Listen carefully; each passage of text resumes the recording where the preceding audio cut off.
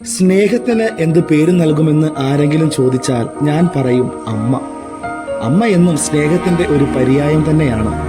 വിമലഹൃദയമുള്ള പരിശുദ്ധ അമ്മയും സ്നേഹത്തിന്റെ മാതൃകയാണ്.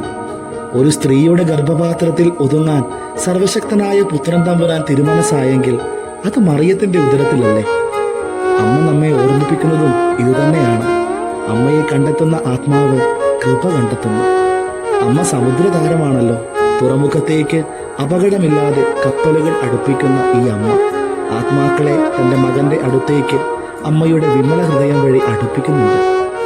പരിശുദ്ധ അമ്മയുടെ ഹൃദയവുമായുള്ള അഭേദ്യമായ ബന്ധം സൃഷ്ടിക്കുക എന്നതാണ് മനുഷ്യ ഹൃദയങ്ങളുടെ ലക്ഷ്യങ്ങളിൽ ഒന്ന്. നമ്മുടെ പ്രാർത്ഥനകൾ അമ്മയുടെ മാധ്യസ്ഥം വഴി സ്വർഗത്തിലേക്ക് പ്രത്യേക പരിഗണനയ്ക്കെത്തുന്നു. അമ്മയുടെ മധ്യസ്ഥ ശക്തി വലുതാകയാൽ അവ കേൾക്കപ്പെടാതെ ഇരിക്കുകയുമില്ല. അമ്മ നിരന്തരം നമുക്കായി പ്രാർത്ഥിക്കുന്നത് കൊണ്ട് നമുക്ക് കൃപകൾ ലഭിച്ചുകൊണ്ടേയിരിക്കുന്നു.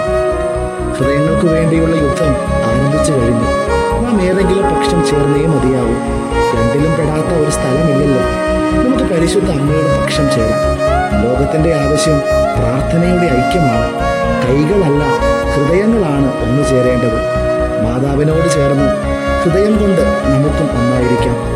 ശക്തനായവൻ എനിക്ക് വലിയ കാര്യങ്ങൾ ചെയ്തിരിക്കുന്നു എന്ന് നമുക്കും അമ്മയോടൊപ്പം പറയാൻ സാധിക്കട്ടെ.